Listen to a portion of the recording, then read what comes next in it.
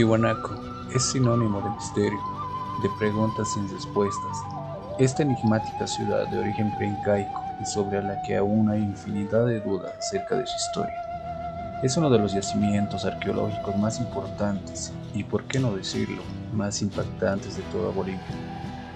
Aunque hoy en día no son muchos los restos que quedan de la cultura tihuanacota, considerada una de las más importantes de América, las ruinas de Tiwanaku en Bolivia, capital del imperio y que ha sido declarada Patrimonio de la Humanidad por la UNESCO, siguen en pie y es el máximo exponente de esta cultura preincaica.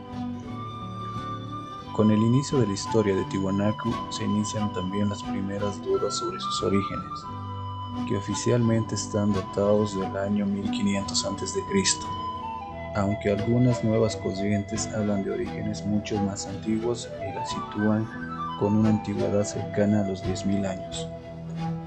Aunque estas teorías tienen cierto sentido, ahora mismo se toma como periodo de referencia en el que esta cultura estuvo presente, desde el año 1500 a.C. hasta el 1000 después de Cristo, teniendo su época de mayor auge entre los años 500 y 900 después de Cristo, cuando Tiwanaku fue la capital del poderoso imperio prehispánico que reinó en las amplias zonas de la actual Sudamérica.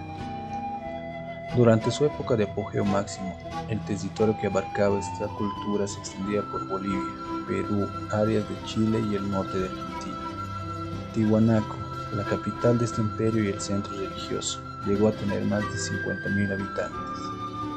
Lo que es seguro es que su economía estaba basada en la agricultura y en ganadería, y que Tiwanaku está situado a orillas del lago Titicaca. Otro de los misterios que ronda sobre Tiwanaku son los enormes bloques monolíticos que se encuentran en ella, algunos de más de 1.000 toneladas de peso.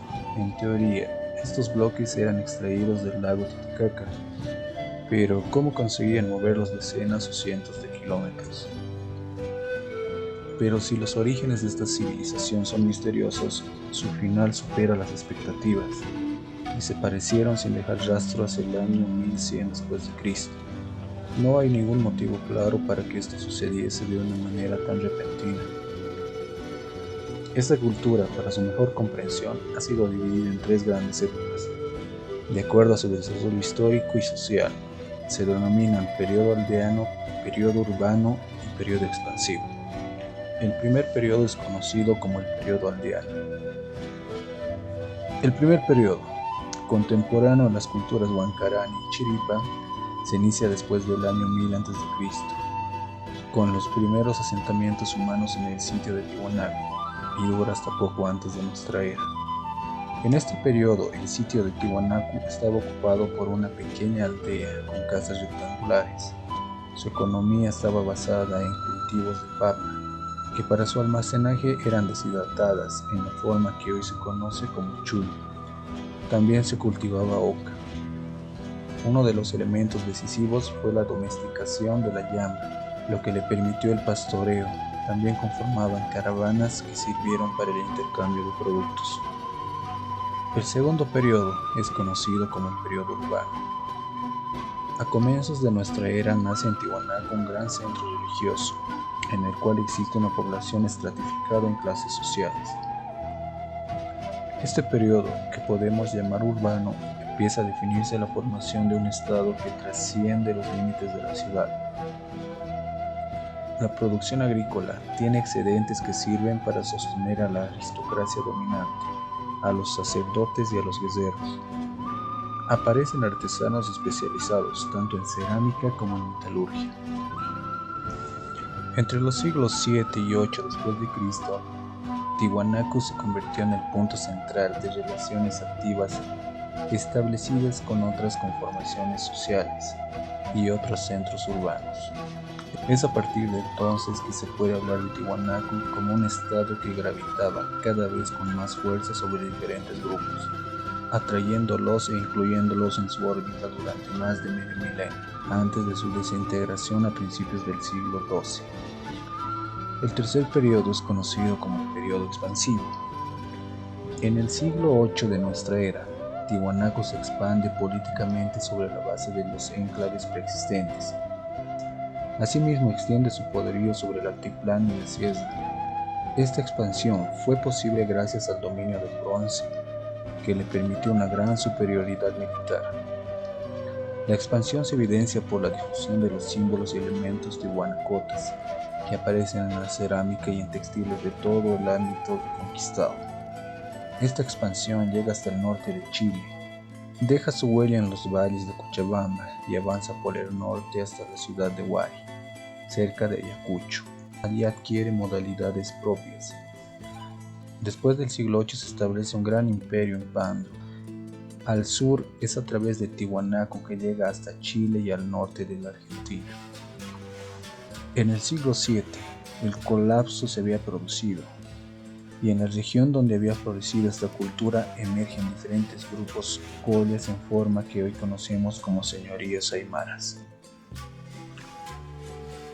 Una de las grandes dudas que tenemos hasta hoy es cómo realizaban los trabajos en piedra. La piedra era de importancia primordial para la identidad de Tiwanaku.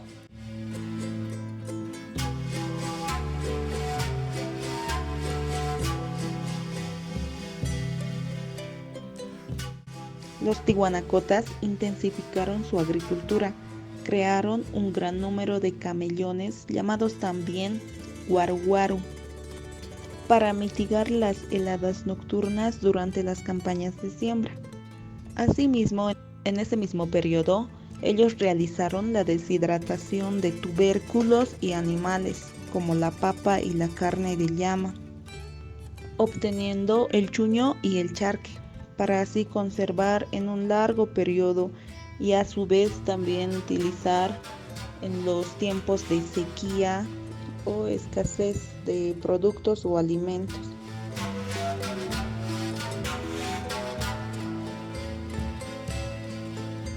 La civilización desaparecida. A partir del siglo X, esa potencia que había sido la más fluyente del altiplano entró rápidamente en decadencia y desapareció en pocas décadas. La capital, que considerado su extensión, podía haber superado los 20.000 habitantes en su época de esplendor, fueron abandonadas a finales del siglo XI, al mismo tiempo que otros asentamientos que habían crecido bajo su paraguas empezaron a desarrollarse de forma autónoma. Las causas de esa rápida decadencia se debían inicialmente a cambios climáticos. Tiwanaku era muy dependiente del lago Titicaca, por lo que un cambio en los patrones de lluvia o inundación o en la salinidad del suelo se habrían afectado gravemente. Sin embargo, posteriores investigaciones concluyeron que si bien esos cambios se produjeron, fueron posteriores al abandono de la ciudad. También se barajó la posibilidad de una invasión por parte de otros pueblos, ya que más o menos en la misma época cayó también el Imperio Huari. Pero esa teoría no explicaba por qué solo la capital habría sufrido las consecuencias.